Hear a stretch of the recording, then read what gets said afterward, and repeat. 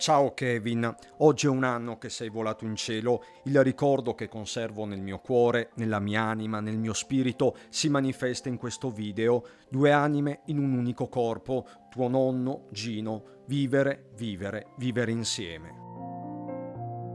Gino Gentilin affida il ricordo straziante alle immagini di uno dei tanti momenti spensierati insieme. Nonno Gino e il suo Kevin, che 12 mesi fa, in sella all'amata Vespa, incontrava il terribile destino a soli 15 anni mentre andava a scuola, fatale l'impatto con un'auto.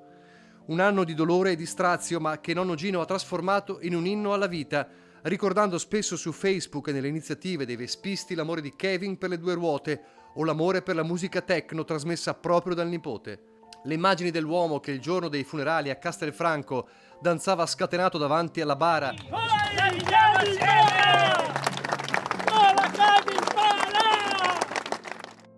e sotto lo sguardo di 1500 persone, chiamando a gran voce il suo ragazzo, fecero il giro d'Italia e commossero tutti.